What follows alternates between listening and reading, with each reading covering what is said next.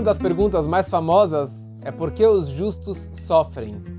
Por que realmente um tzadik merece sofrer? Mas uma outra pergunta muito interessante é por que os justos falecem? Qual é a razão que um tzadik gamur, uma pessoa perfeita, justo, que só fez boas ações, mitzvot, perante o homem, perante Deus, por que ele realmente acaba falecendo? Se ele não tem nenhuma transgressão, se ele não tem nenhuma razão para falecer? E na verdade o Talmud, no Tratado de Shabbat, faz essa pergunta. E o Talmud escreve que 4 pessoas faleceram beitioshel nachash, por causa da ideia da cobra, a ideia, a sugestão da serpente. A serpente no paraíso, todos conhecem a história do pecado do fruto proibido, mas quem que trouxe esse pecado, na verdade, ao mundo foi a cobra. A cobra estava com inveja do Adão e da Eva, e ele queria matar eles. Então a cobra virou para Eva e provocou ela para que encostasse na árvore. E no momento que ela não faleceu ao encostar na árvore, ela falou, bom, você encostou, você não faleceu, se você comer, você também não vai falecer. É mentira, Deus está com ciúmes, Ele não quer que você coma da árvore do conhecimento do bem e do mal. Disse a cobra, Deus comeu dessa árvore e por isso que Ele é tão inteligente. E se você comer, você vai ficar tão inteligente que nem ele. E daí a Chava, a Eva, comeu. E depois ela também conseguiu convencer que Adam comesse do fruto proibido. E daí Deus decretou que eles fossem expulsos do paraíso e também que eles não iriam viver para sempre. Aliás, eles foram expulsos do paraíso porque tinha uma outra árvore no paraíso que eles não poderiam comer mais, que era a árvore da vida, Etz HaChaim. Se eles comessem da árvore da vida, eles iriam viver para todo sempre. Qual o problema disso? O problema era que o mal interno que eles interiorizaram ao comer da árvore do conhecimento do bem e do mal, esse mal interno iria perdurar para sempre. Porque antes do pecado eles não tinham o mal dentro de si, não tinham a alma animal, não tinham o negativo dentro de si. Por isso que na hora que eles comeram, eles perceberam que estavam nus. Até então não havia problema em nada disso. Mas de qualquer forma, a cobra acabou trazendo o decreto da morte para o mundo. Então fala o Talmud, 4 tzadikim, 4 grandes justos, a única razão que eles faleceram é por causa da ideia da cobra. A cobra que é a culpada. Ou seja, se não fosse o pecado da cobra, se não fosse a culpa da cobra, a sugestão da cobra, eles não morreriam. Eles não tinham nenhuma transgressão. Quem são esses 4? É o caçula do patriarca Yaakov, o Benjamim, Amram, o pai de Moshe, Ishai, o pai do rei Davi, e o filho do rei Davi, que chamava Kilav. Esses são os 4. Ou seja, eles não mereciam morrer. Eles não tinham nenhuma culpa. A única culpa era a cobra. Porém, na prática, eles fizeram algo negativo. Quer dizer, eles têm algo a ver com o veneno da cobra, entre aspas. Quer dizer, eles têm algo a ver com a transgressão, com o pecado, com a sujeira da cobra. A cobra trouxe essa impureza ao mundo, trouxe essa maldade dentro do mundo. E a pessoa, esses grandes tzadikim, tinham talvez um pouco de orgulho, alguma sujeira, algumas transgressões que acabou conectando eles com a ideia do falecimento. Isso, na verdade, é uma explicação simples. É uma explicação baseada no Talmud, baseado no Niglé, na parte revelada da Torá, a parte simples e revelada da Torá, não falando na parte da mística, da Kabbalah e da Hassidut, da parte da alma da Torá. No século XVI, viveu o grande cabalista famoso e conhecido, o Arizal, o Ari Akadosh, Yitzhak Luria. Ele vivia em Tzfat, no norte de Israel. Só que o mestre dele, que teve uma vida relativamente curta, 48 anos, era Moshe Cordovero, o Ramak, que era um grande cabalista, tem vários e vários livros. Quando este mestre do Arizal faleceu, o Moshe Cordovero, no enterro, o Arizal falou um discurso fúnebre. Ele falou um discurso pelo seu mestre, um hesped. E nesse discurso, ele trouxe um versículo que consta na Parashá, na porção dessa semana.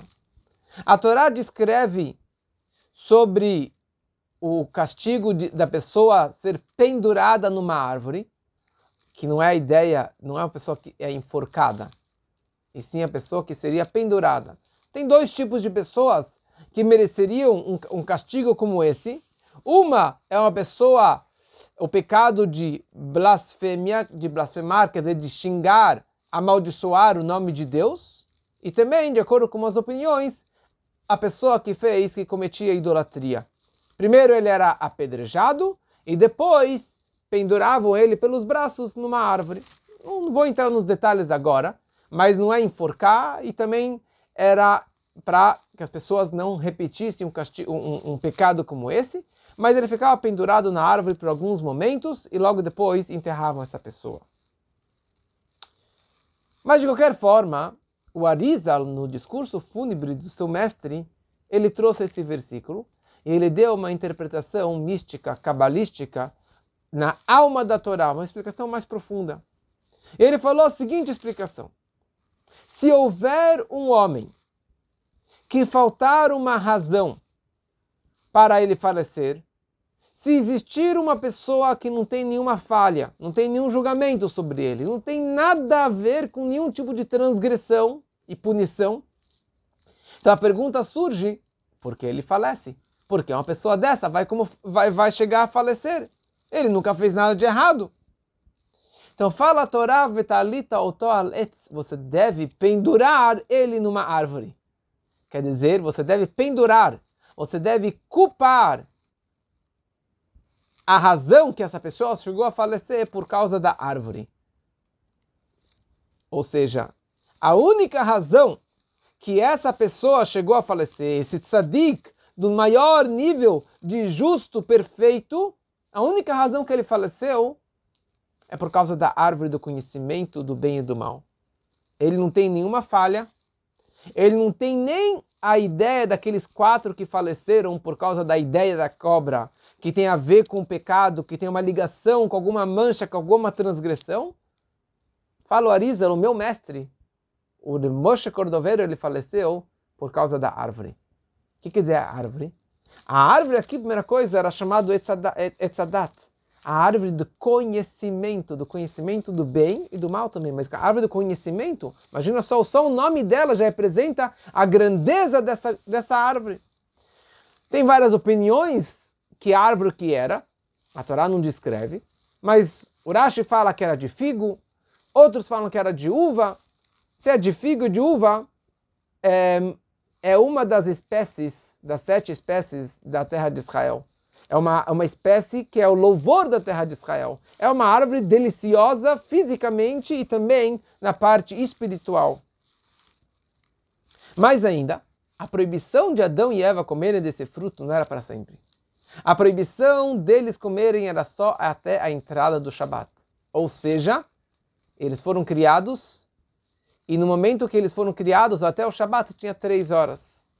E por 3 horas eles precisavam, na verdade, se conter de comer essa árvore. Entrando no Shabat, eles poderiam comer para sempre dessa árvore. Mas o Satã, a cobra, que era a força do mal, porque eles não tinham mal interno, sabia disso. Então ele investiu todas as ferramentas, todas as artimanhas para convencer Adão e Eva para que comessem do fruto, para que eles pudessem interiorizar o mal interno. E Deus colocou o maior teste na frente deles. Deus falou: vocês podem comer de todas as delícias, de todas as iguarias, de todos os frutos do paraíso, menos dessa uma árvore. Mas era um grande teste. É que nem você vira para uma criança: você pode comer tudo, menos aquilo. Você não pode apertar só esse botão. A criança vai apertar bem aquele botão. Então aqui, na verdade, Deus colocou eles num teste enorme para que eles não comessem. Se eles não comessem dessa árvore, não haveria morte no mundo. Não existiria o conceito de morte. Então calma aí. É a culpa deles? É a culpa da árvore? Na verdade, sabe a culpa de quem que a morte existe? É a culpa de Deus. Está escrito no Norá Lilá Bnei Adam. Tem várias histórias, um assunto muito interessante, mas Deus ele faz certas coisas na história do mundo, principalmente do nosso povo, para que o culpado seja o homem. Deus já tinha esse plano, ele já tinha o plano que Yosef fosse vendido e virasse o vice-rei do Egito, e depois os judeus fossem para o Egito para sair do Egito. Então ele acabou culpando os irmãos que venderam Yosef. Mas na verdade era o plano divino. Deus, ele antes da criação, a Torá antecedeu a criação do mundo 2 milênios. E na Torá consta sobre a morte e sobre as leis de impureza. Então já estava no plano divino que existiria a morte no homem, no mundo.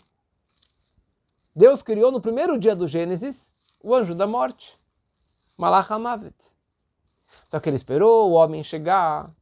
Ele colocou o homem num teste praticamente impossível de ultrapassar. Quer dizer, não era impossível. Ele tinha a opção de não fazer, de não pecar. Mas ele colocou ele num teste tão impossível, tão difícil, que ele acabou, na verdade, pecando, comendo do fruto. Então Deus falou, agora é tua culpa que você vai morrer e seus descendentes também irão morrer. Quer dizer, no fundo, o homem não teve pecado aqui, ele não teve uma culpa com tudo isso.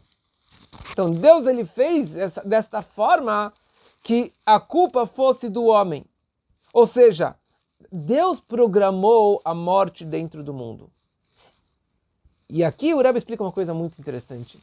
O Rebbe fala o seguinte, se você fala que a razão da morte é por causa da ideia da cobra, então isso daqui é algo negativo. É algo que tem a ver com pecado, que tem a ver com transgressão, que tem a ver com o veneno da cobra. Mas se você fala que a razão da morte é por causa da árvore do conhecimento, ou seja, é a culpa de Deus, que Deus fez de tal forma que existisse o mal dentro do mundo, ou seja, Deus ele programou que existisse o dia e a noite, a vida e a morte. A noite não é pior do que o dia. A morte não é pior do que a vida.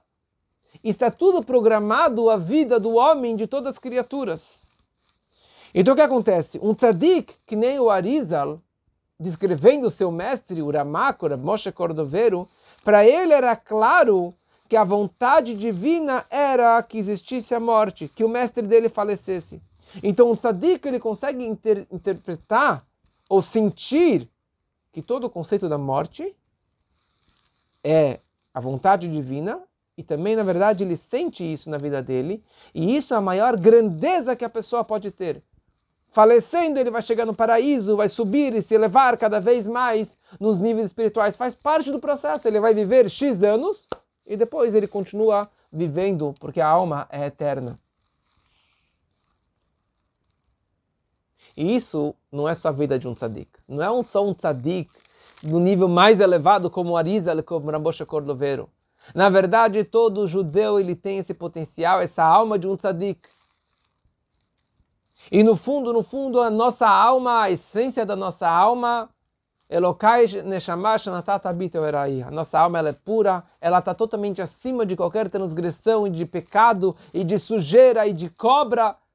A nossa Neshama, ela é pura. Pela essência da nossa alma, ela é pura. E a nossa missão é de revelar esse meu potencial, essa pureza, essa elevação, esse nível que está totalmente acima do mundano e do físico e do pecado, da transgressão. Essa ideia desse mês de Elul também, ou a ideia do retorno, a ideia da Teshuvah. Todo judeu tem esse potencial, todo judeu tem essa alma pura dentro de si. E a ideia é você conseguir, na verdade, revelar esse seu potencial numa forma prática. Sair da parte mística da Torá, da mística da parte mais profunda da tua alma e conseguir expressar e trazer isso aqui na prática. Como nós conseguimos fazer isso? por intermédio do estudo da Kabbalah, da Hassidut, dos ensinamentos do Rebbe da Hassidut, que é a alma da Torá, que é a parte mais profunda da Torá. E quanto mais Hassidut você estuda, quanto mais a alma da Torá você consegue revelar, estudar, você consegue revelar também a tua verdadeira alma, a essência da tua alma, que ela é pura e que ela quer só fazer o bem e que não tem a ver com nenhuma transgressão e que não tem nada a ver com morte. Isso daqui é uma programação divina. E no momento que nós vamos estudar mais Hassidut, mais Kabbalah, baseado nos ensinamentos da Hassidut e dos Rebbeim, nós vamos revelar a nossa alma e trazer realmente a verdadeira redenção de Mashiach, que ali sim iremos entender o segredo da vida, o segredo da criação e o segredo de toda a Torá, que isso seja realmente muito em breve, se Deus quiser.